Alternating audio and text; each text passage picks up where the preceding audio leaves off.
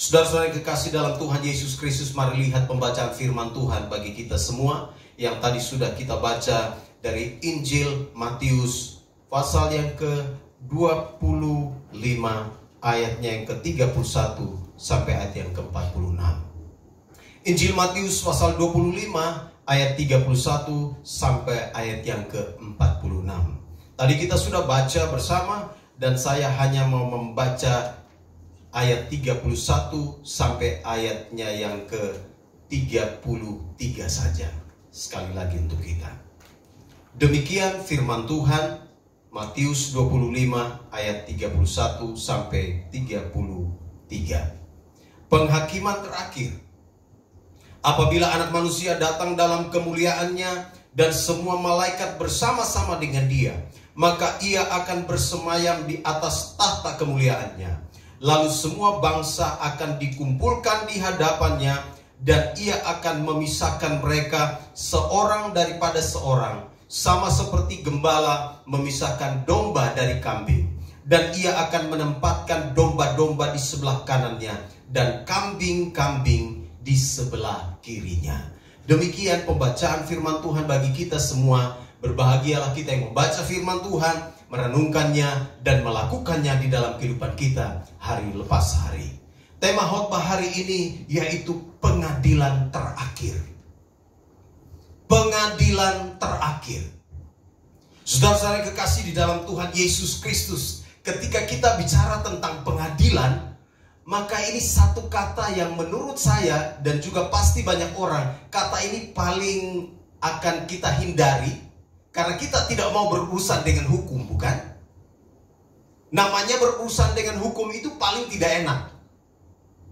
Tapi saudaraku yang kekasih, kalaupun hari ini di dunia kita tidak berurusan dengan hukum, saya mau pastikan bahwa pada waktunya nanti kita semua akan berurusan dengan hukumnya Tuhan. Kita semua akan masuk di dalam pengadilan yang terakhir. Saya beberapa kali ikut sidang di pengadilan. Beberapa kali saya lihat, wah luar biasa. Kalau kita pergi ke pengadilan negeri, biasanya kalau orang punya kasus bermasalah hukum, lalu kemudian dimulai di tahap awal di polisi, kemudian polisi melimpahkan ke kejaksaan, kejaksaan sebagai penuntut umum, lalu kemudian kejaksaan nanti mulai menyidangkannya bersama-sama di pengadilan, lalu kita masuk di sana. Atmosfer di pengadilan itu pasti nggak enak sekali. Di situ kita bisa melihat bagaimana jaksa membacakan tuntutan-tuntutannya, kemudian nanti ada sanggahan-sanggahan dari tersangka, ada saksi-saksi, kemudian nanti pada tingkat yang tertinggi akhirnya diputus, divonis hukuman oleh hakim. Berapa tahun penjara atau bebas atau seperti apa. Lalu kemudian kalau setelah selesai di pengadilan tingkat pertama itu, si tersangka itu atau terdakwa itu, dia merasa keberatan, dia merasa bahwa ini tidak adil ini. Oh, saya tidak melakukan itu. Ataupun saya melakukan itu, tetapi kenapa hukumannya terlalu berat? Pengacaranya akan banding. Dan mereka akan naik banding ke tingkat yang kedua yang namanya pengadilan tinggi. Saya sudah ikut semua proses itu. Saya lihat, saya pergi kunjungi dan saya lihat, wah beginilah kalau orang beracara di pengadilan. Lalu nanti selesai di pengadilan tinggi, kalau mereka tidak puas lagi, masih ada satu tingkatan lagi yang namanya Mahkamah Agung. Si terdakwa itu bisa lagi membawanya sana kasasi namanya di Mahkamah Agung. Lalu kemudian diputus Mahkamah Agung. Kalau diputus, oke selesai, sudah selesai. Tapi kalau ada bukti baru lagi, masih dikasih kesempatan satu kali untuk meninjau kembali atau peninjauan kembali perkara itu. Lalu setelah itu diputus, selesai, sudah selesai. Itu pengadilan di tingkat dunia.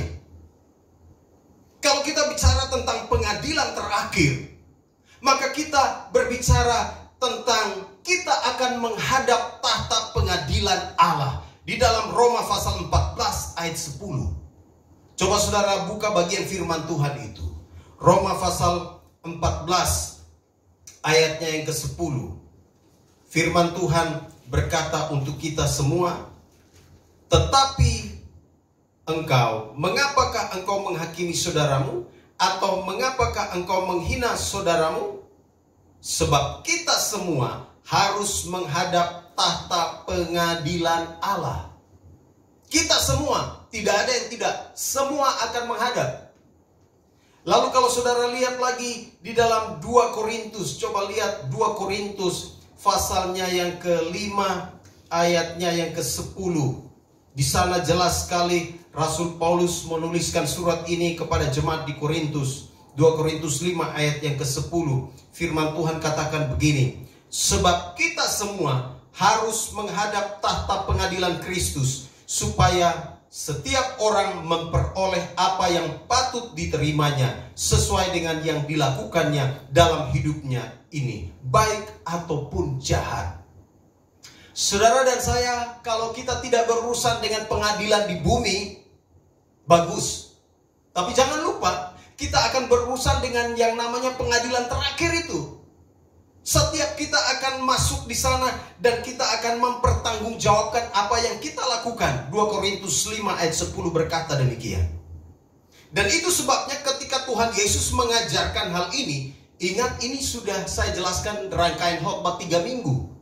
Dan minggu terakhir ini, ketika Yesus mengajarkan bagian firman Tuhan ini di dalam ayat 31, dia berkata, apabila anak manusia datang dalam kemuliaannya dan semua malaikat bersama-sama dengan dia, maka ia akan bersemayam di atas tahta kemuliaannya.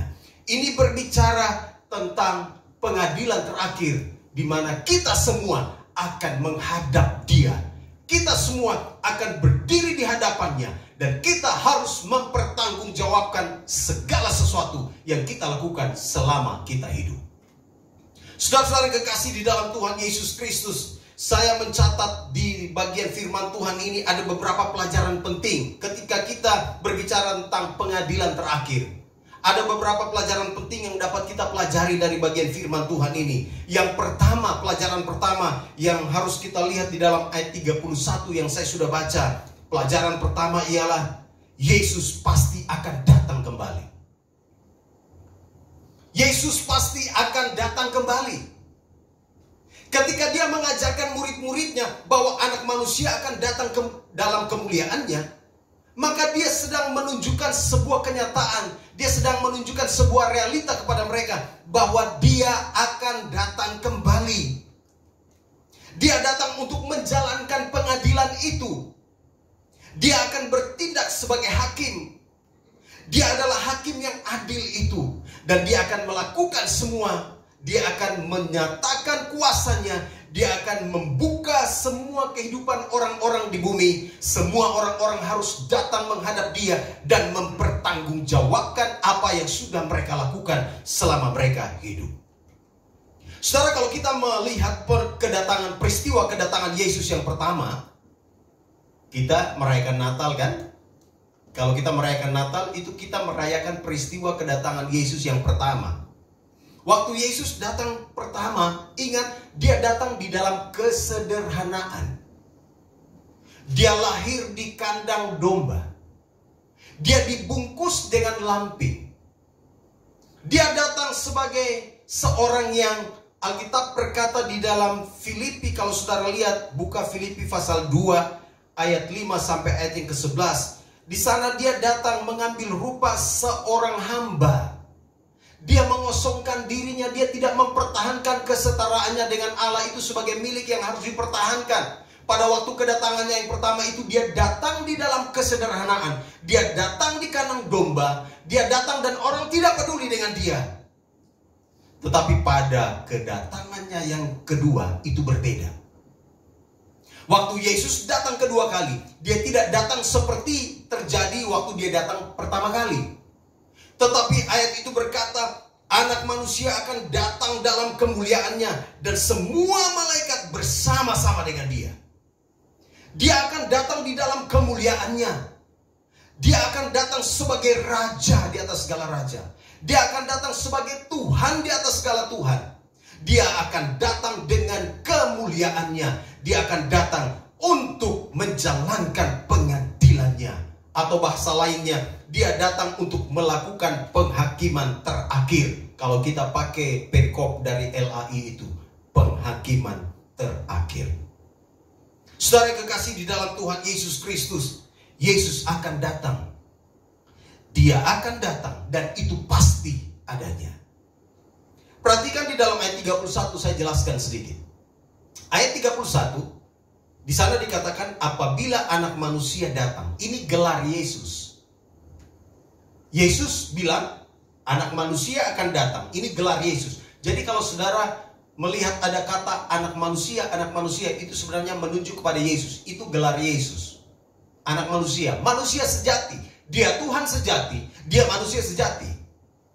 Lalu saudara juga bisa lihat di dalam ayat selanjutnya, dia akan datang, ayat 34 berkata, dan raja itu akan berkata kepada mereka yang di sebelah kanannya, mari hai kamu yang diberkati oleh Bapakku, terimalah kerajaan yang telah disediakan bagimu sejak dunia dijadikan. Perhatikan kata dan raja itu.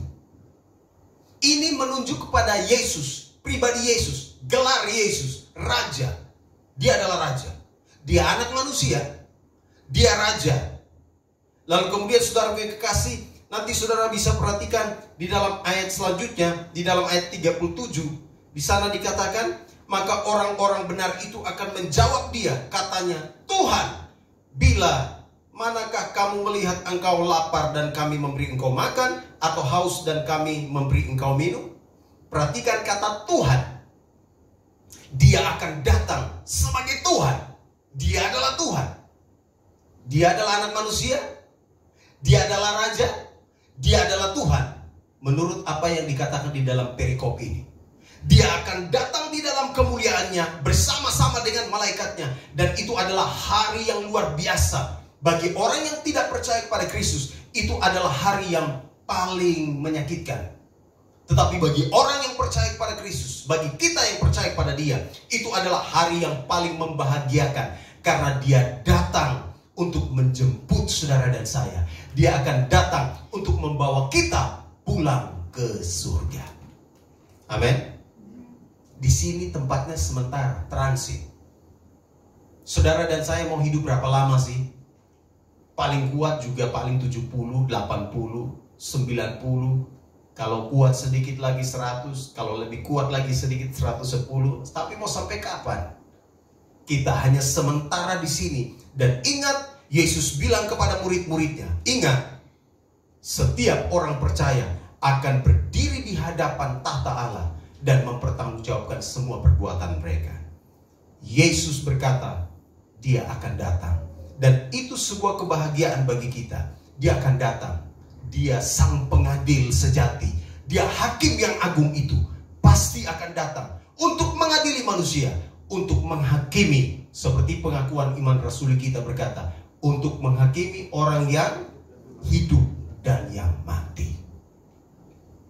Yang kedua, saudara kekasih, menarik sekali ketika kita bicara tentang pengadilan terakhir.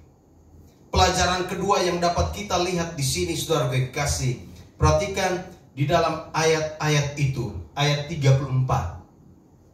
Dan raja itu akan berkata kepada mereka yang di sebelah kanannya, mari hai kamu yang diberkati oleh Bapakku, terimalah kerajaan yang telah disediakan bagimu sejak dunia dijadikan.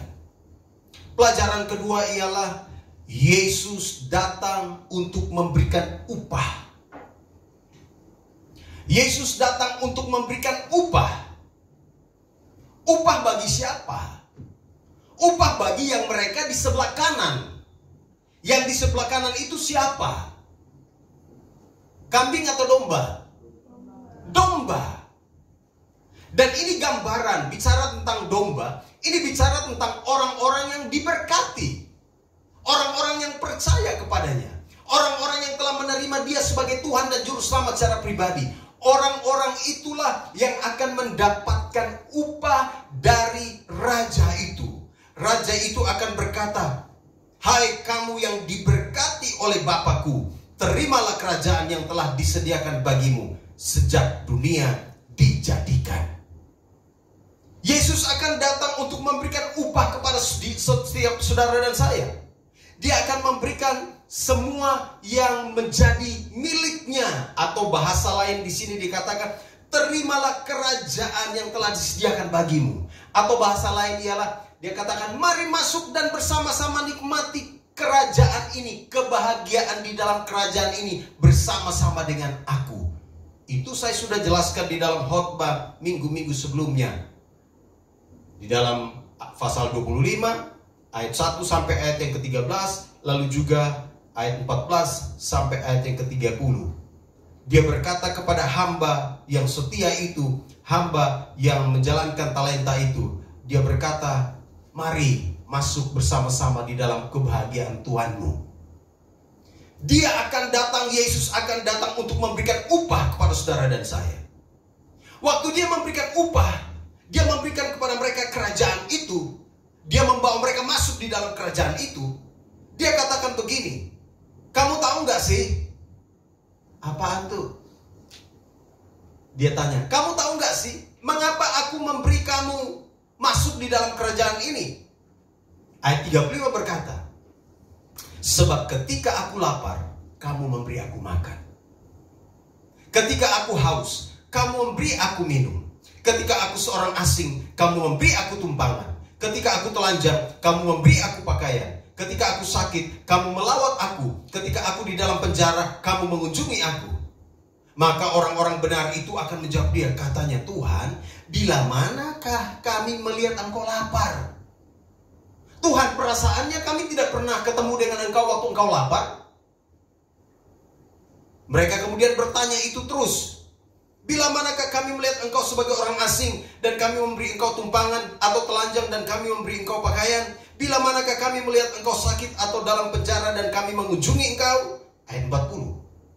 Dan raja itu akan menjawab mereka, aku berkata kepadamu, sesungguhnya segala sesuatu yang kamu lakukan untuk salah seorang dari saudaraku yang paling hina ini, aku telah melakukannya untuk kamu. Kamu telah melakukannya untuk aku. Tuhan bilang, kamu tahu kenapa kamu ada di sini? Mereka bingung. Artinya, kalau kita baca bagian firman Tuhan ini, waktu Yesus lapar, dikasih makan. Waktu Yesus ini, dikasih ini. Artinya apa? Dia memberikan kepada mereka kerajaan itu, karena mereka melakukan kebenaran firman Tuhan. Orang-orang yang masuk menikmati kerajaan Allah itu ialah orang-orang yang telah melakukan firman Tuhan. Ini kan ada dibilang gini, pergi kunjungi orang sakit, doakan orang sakit, kunjungi ada orang di penjara. Ini kan bicara tentang melakukan firman. Waktu orang lapar, kemudian kita ada berkat sedikit, kita kasih. Itu melakukan firman. Kadang-kadang kita melakukan hal kecil dan kita rasa itu biasa aja, sepele aja. Tapi bagi Tuhan itu ada nilai kekal. Amin. Karena itu jangan pernah berpikir bahwa ketika kita melakukan sesuatu dan itu tidak ada nilainya sama sekali. Waktu kita melakukan segala sesuatu, melakukan kebenaran firman Tuhan, hidup dalam kebenaran firman Tuhan, maka itu bernilai kekal. Karena kita taat melakukan firman Tuhan. Itulah sebabnya Yesus berkata kepada murid-muridnya, raja itu akan berkata kepada mereka yang di sebelah kanannya, mereka yang hidup melakukan firman Tuhan ini, dia akan katakan kepada mereka, hai kamu yang diberkati oleh Bapakku, terimalah kerajaan yang disediakan bagimu. Kalau saudara dan saya hidup di dalam firman Tuhan, melakukan firman Tuhan, maka kita akan menerima kerajaan itu. Kita akan hidup di dalam kerajaan itu. Kita akan menikmati kebahagiaan bersama-sama dengan raja itu. Kita akan menjadi bagian di dalam satu kerajaan itu. Dan kita akan menerima itu jika kita hidup dan melakukan kebenaran firman Tuhan. Jikalau kita hidup dan melayani Dia, maka kita ketika Yesus datang untuk mengadili umat manusia, maka saudara dan saya akan menerima upah dari Dia. Yang ketiga, saudaraku yang kekasih, pelajaran yang ketiga sehubungan dengan pengadilan terakhir. Perhatikan ayat 41. Dan ia akan berkata juga kepada mereka yang di sebelah kirinya, enyahlah dari hadapanku, hai kamu orang-orang terkutuk. Enyahlah ke dalam api yang kekal, yang telah sedia untuk iblis dan malaikat-malaikatnya. Sebab ketika aku lapar, kamu tidak memberi aku makan. Ketika aku haus, kamu tidak memberi aku minum. Ketika aku seorang asing, kamu tidak memberi aku tumpangan. Ketika aku telanjang, kamu tidak memberi aku pakaian. Ketika aku sakit dan dalam penjara, kamu tidak melawat aku.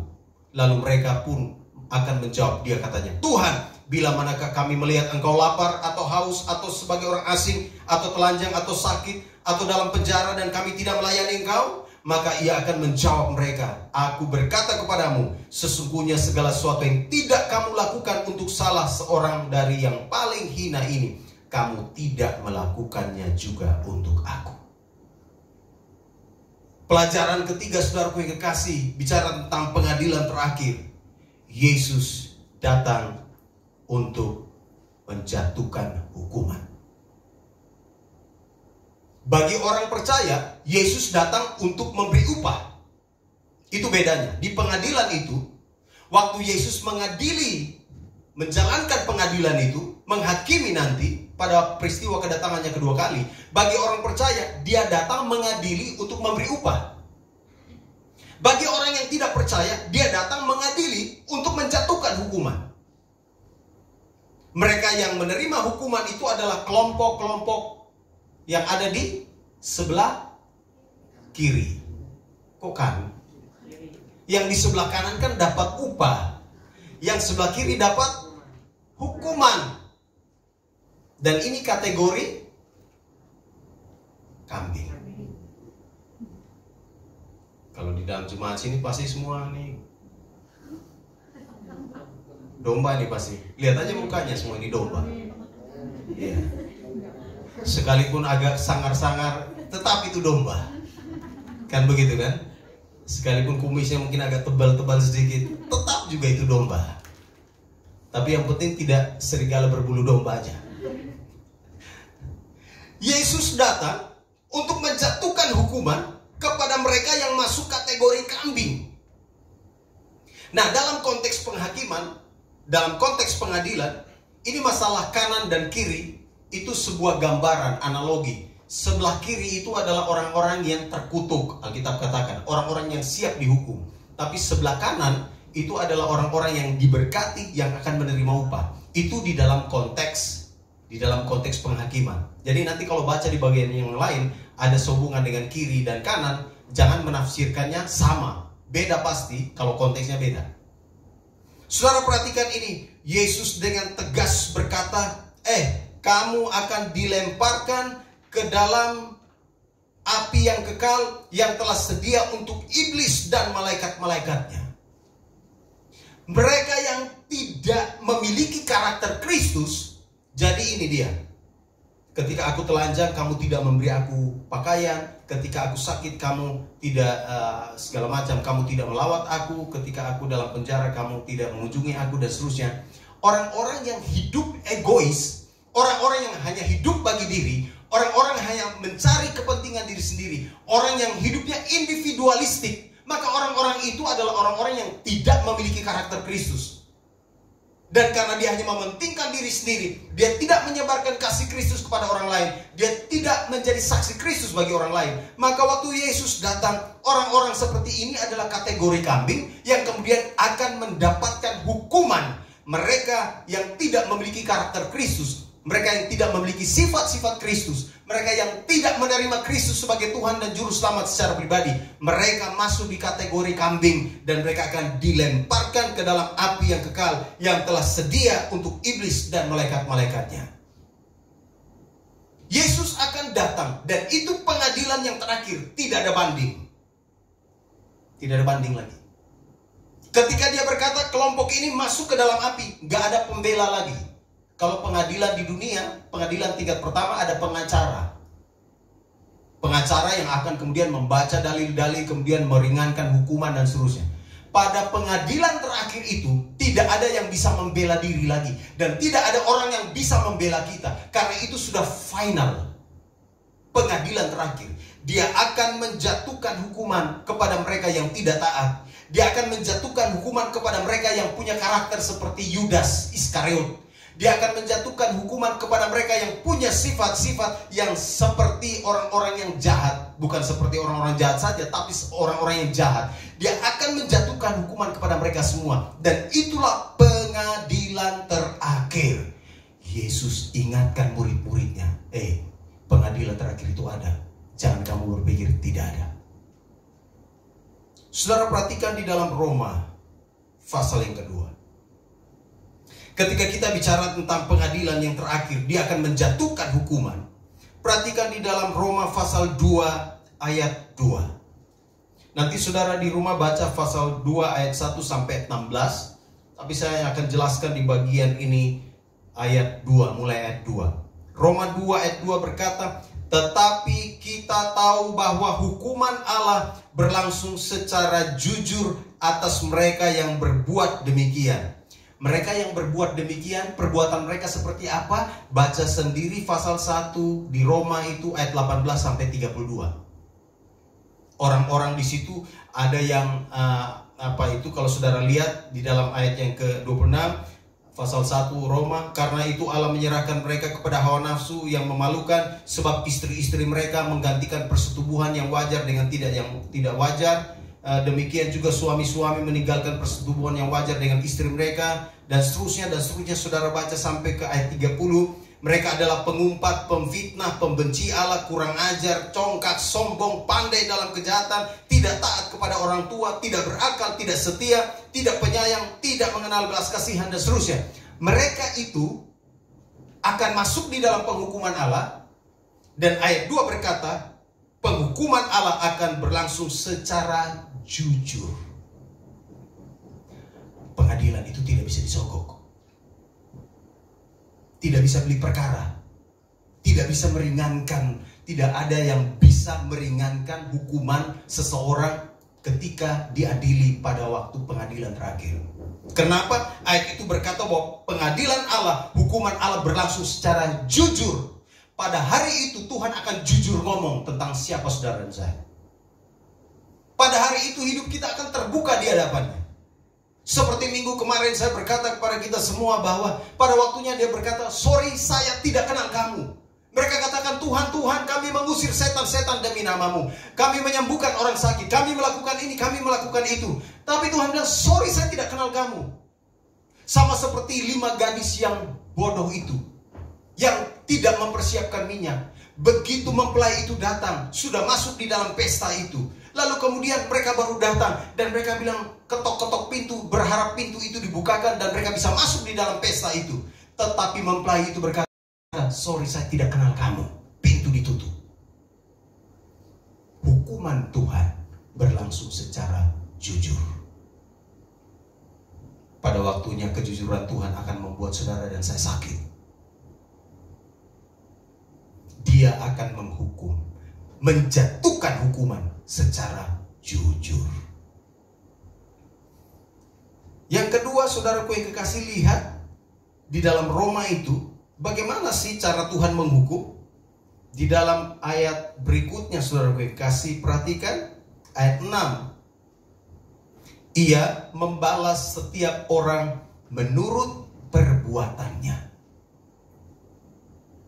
Dia akan membalas setiap orang menurut perbuatannya. Apa yang kita lakukan di bumi, apa yang kita lakukan hari ini, tunggu pembalasannya.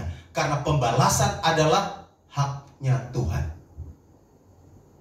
Pada waktunya Tuhan akan membalas semua perbuatan-perbuatan kita. Dan saatnya kita tidak bisa berdalih. Saatnya kita tidak akan bisa berkata, oh Tuhan saya tidak lakukan itu. Sebab itu adalah pengadilan terakhir.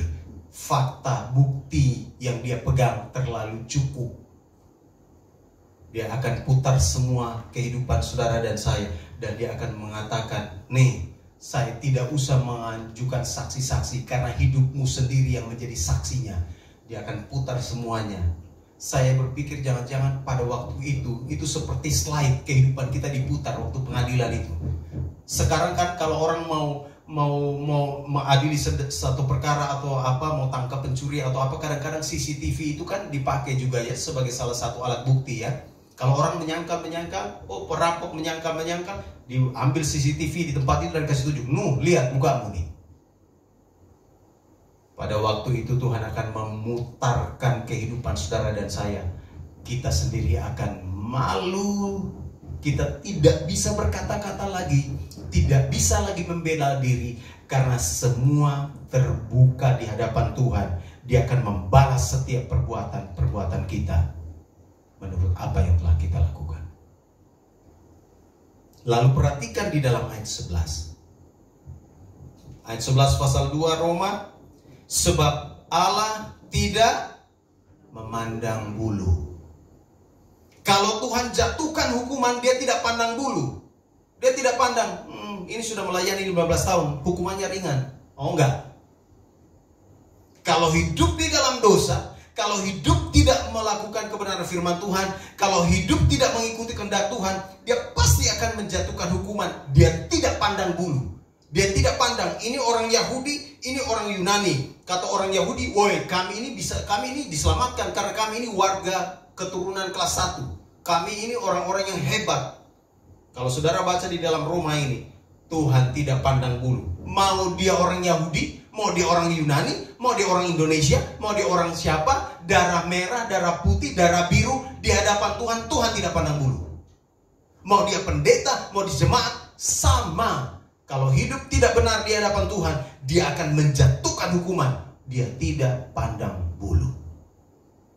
Saudara, pengadilan terakhir itu luar biasa ya. Jujur, dia akan membalas menurut perbuatan kita, dan dia tidak pandang bulu.